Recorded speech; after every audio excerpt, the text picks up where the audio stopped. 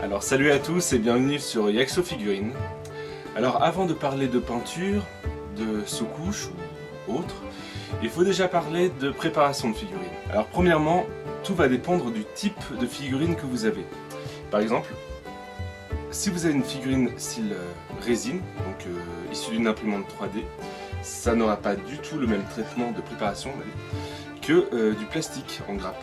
Et ça n'aura pas non plus la même préparation que les figurines métal, comme cette vieille figurine de SDA. La plupart des figurines que vous trouverez seront en grappe, comme celle-ci, ou en plastique, ou en métal. Alors si vous avez une figurine en résine que vous avez imprimée vous-même, on verra la préparation plus tard, mais vous ne pouvez pas la sortir de l'imprimante et la préparer tout de suite.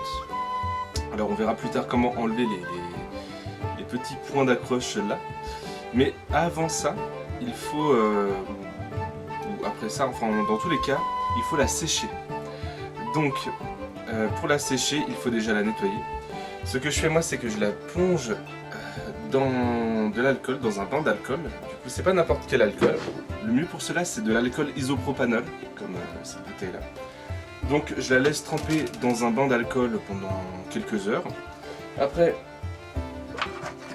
je viens la brosser ou avec une brosse à dents ou avec une brosse souple. Faudrait pas, vu qu'elle est pas sèche, faudrait pas creuser la figurine. Et je finis toujours, vu que j'ai un aérographe, par passer un coup de soufflette dessus pour enlever les derniers résidus de, on va dire de crasse. Et par contre le bain met un dépôt de résine vraiment très fine qui va faire ces marques là. Peut-être les voir. Et ça c'est pas bon, du coup à rattraper c'est l'horreur. Donc le bac faut qu'il soit le plus sain possible et faut nettoyer le mieux possible pour pas qu'il y ait tous ces résines. On va passer maintenant à la préparation de vos figurines. Pour les figurines résine, vous aurez besoin d'une pince coupante, genre Game Workshop. Dis-moi, n'importe laquelle pourrait faire l'affaire? Est-ce que je peux le faire avec un coupe-ongle? Non, avec un côté plat qui sera parfait pour laisser le moins de matière possible lors du coupage et de papier à poncer avec un grain très fin. Ah bah toi aussi t'as un grain. Et un outil à main. C'est quoi ça? C'est un outil rotatif pour percer ou poncer. Là pour l'occasion j'ai mis une rallonge pour pouvoir m'en servir comme un stylo.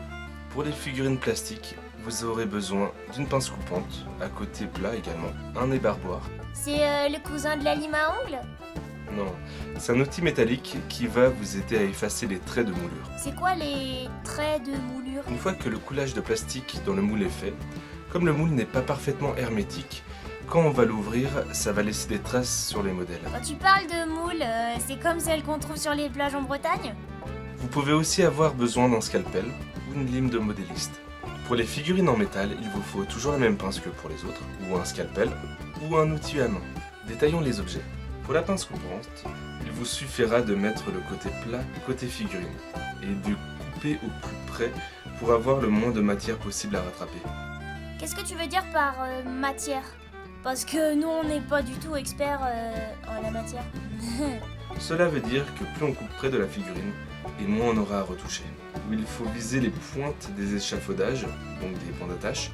Pour les figurines plastiques ou métal, il vous faut viser le petit triangle qui retient vos figurines sur la grappe. Attention à ne pas couper les points de fixage au socle, souvent situés sous les pieds. Oui, c'est important, sinon il tiendra pas debout dans son socle.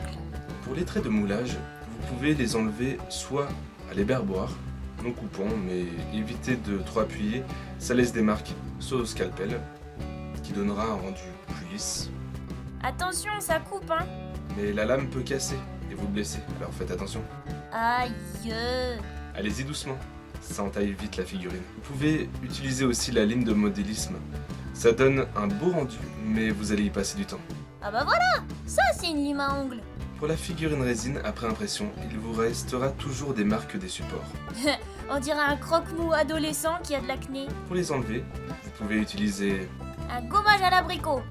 C'est très bon pour la peau. Non, vous pouvez utiliser le papier à poncer avec un grain très fin. Commencez par 600 par exemple et finissez par 250. Plus le chiffre est petit, plus c'est gros. Plus le chiffre est grand, plus le grain est petit. C'est ça, Yaxo? Oui, exactement. Cela permet d'avoir un rendu lisse et homogène. Vous pouvez utiliser l'outil à main, mais attention, c'est très puissant et ça abîmera et creusera votre figurine si vous y allez. Un gros bourrin. Allez-y doucement et par à coup. Cette méthode servira surtout pour les gros défauts à rattraper. On parle toujours de la figurine là? Non, parce que moi j'ai pas de défaut, je suis une licorne. Finir ensuite avec le papier à poncer. Votre figurine est maintenant prête à être assemblée. Nous verrons dans le prochain épisode comment la coller. Ah ouais. Oh bah j'ai hâte de voir ta technique parce que jusqu'à maintenant je faisais avec du chewing-gum, mais bon c'est pas pratique. En attendant, je vous dis portez-vous bien, bonne fin de journée et à plus! À la prochaine.